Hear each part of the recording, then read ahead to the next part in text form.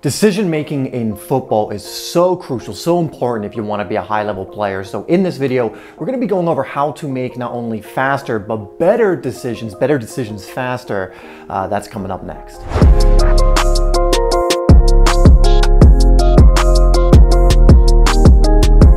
Before we get started, guys, I want to thank the sponsor of this video, the Amino Company, who make these amazing supplements, including Perform, which I have right here. I also use their supplement called Heal, which you can see right here, and you can find more information about both of these down below in the link down below. But the reason I want to mention them is they are doing a 50% off Black Friday deal until the 29th of November, where you can get 50% off all of their products through the link in my description. Now, I love these products so much. I've been using them for months. They have enhanced my performance. You know, I found I have so much more energy on the pitch, more mental clarity. I've noticed just I'm stronger, faster, quicker. And I've also noticed with Heal that I have much faster recovery times. There are so many other benefits backed by science as well. They've done over 30 years of clinical trials, so you know you're getting something that is proven and can really help elevate your game. So go check out more information down below in the description.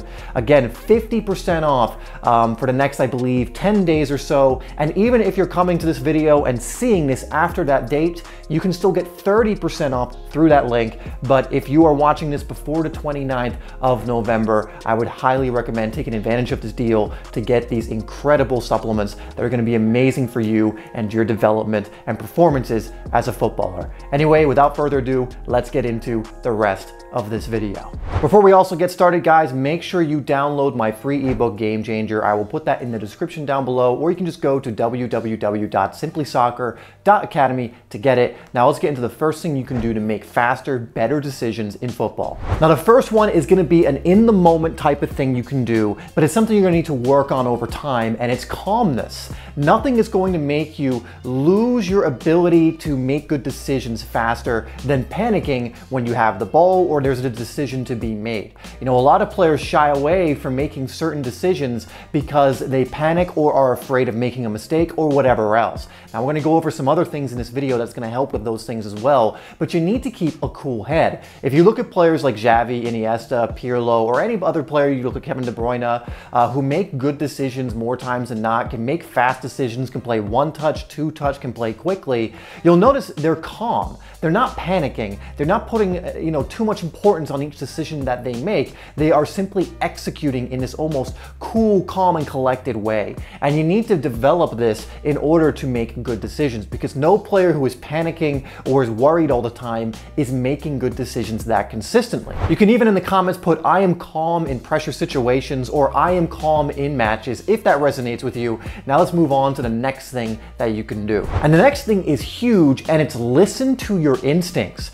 What you have to understand about when you're seeing top level players who just seem to do things almost so effortlessly and make the right decisions more times than not is typically they are listening to their instincts. They're not thinking every little detail through. You know, they might do that when they're analyzing footage or they're working on certain skills so that they can operate instinctively in these situations, but they're operating on instinct. You know, they have that intuitive impulse to do something and they trust it, and they'll do that more times than not, and then also have the technique to execute it. You can't think your way through every situation. In fact, in football, I would argue that a lot of it, if you want to play it well, is instinctive. You know, sometimes you will play it safe and you will think a little bit more, but I've noticed for myself, when I make really good plays, play a really kind of clever ball, or score goals, or, you know, do something that's a little more on that faster, better decision making, kind of in that category, it's usually something I've done through instinct, not something where I thought of every minute detail or tried to think my way through a situation.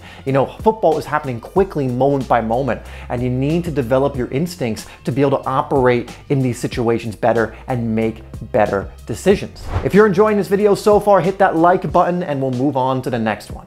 And the next one is awareness. Again, if you look at the top players who could be considered some of the best decision makers in history, you know, like the Zidans, the players like Xavi and Iniesta and Pirlo and players of that nature. Again, we can use Kevin De Bruyne as an example today, maybe Thiago, is they have insane awareness. Now, what does that mean? It means they know where their opponents are, they know where their teammates are, and they also have an idea of how things can potentially move around or how they can set that in motion.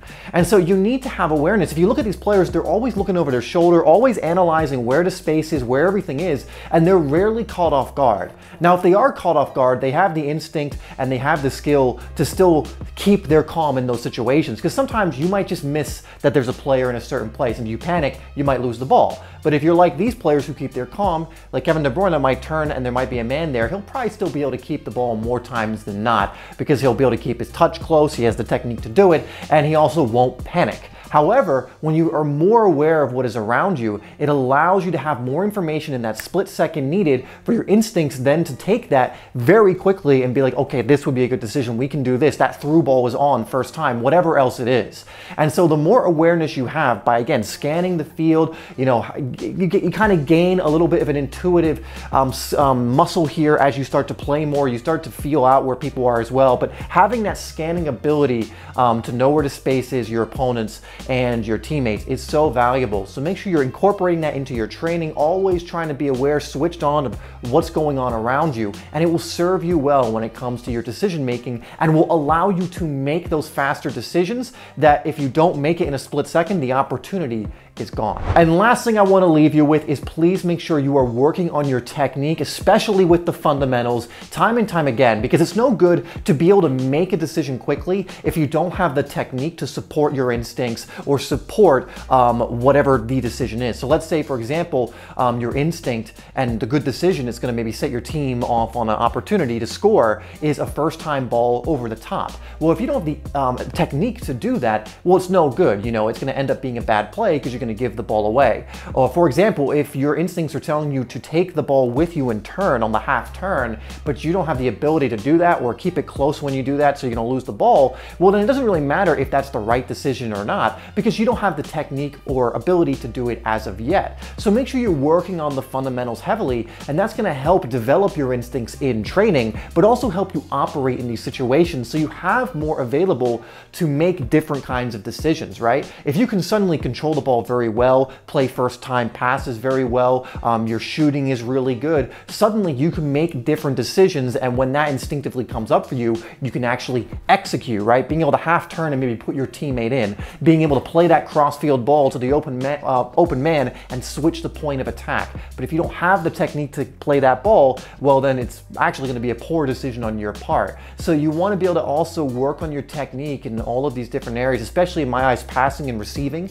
That's where a lot of decision making happens. It happens in the midfield in my eyes, having that ability to keep the ball, passing, receiving, touch, you know, all of that. But you need to be working on these things consistently, because again, even if you see what you need to do, you need to be able to execute it. All right, that's going to do it for this video, guys. Now, if you want something that's going to help you to stop panicking in football, I recommend you watch this video next. Again, it's the first one we went over here. Something none of this works if you're panicking, so make sure you watch that video next, and I'll see you in the next one.